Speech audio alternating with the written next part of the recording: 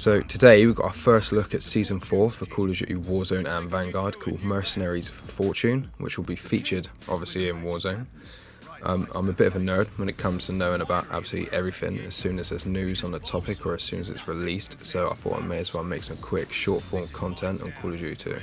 This will be a free content update on the 22nd of June, which features a new rebirth styled map called Fortune's Keep.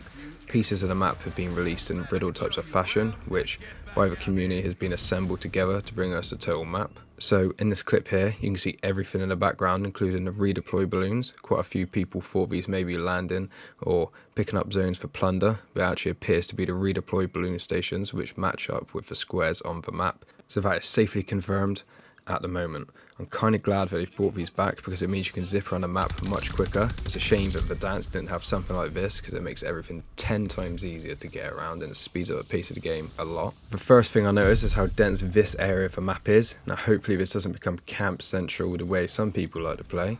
Hopefully it'll instead make people push and play more aggressively with the alleys, the rooftops you'll be able to engage on.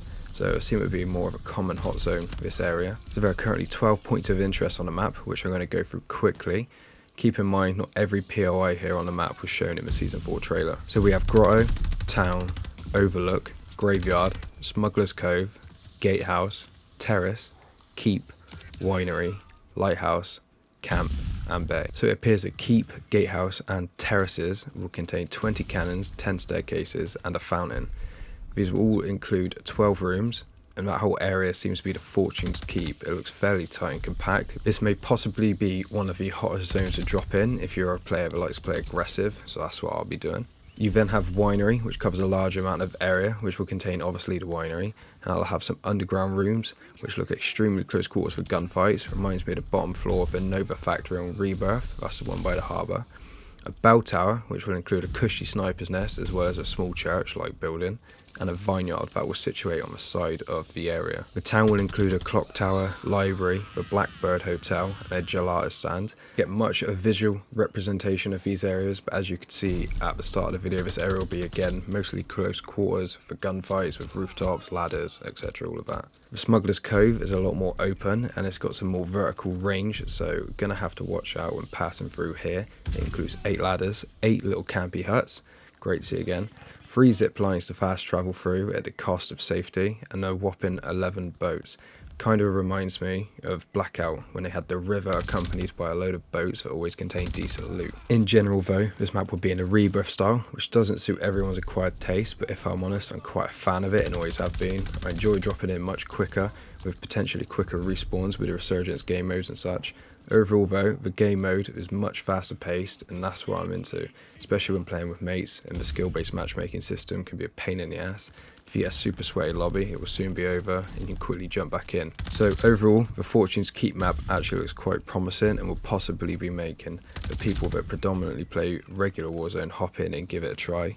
And as I said before, not everyone is a fan of these type of maps and game modes, but it is more aggressive, fast paced. Some people like to hold back and not really play too aggressively. That's how I play though. I can't play a game if it's not like that.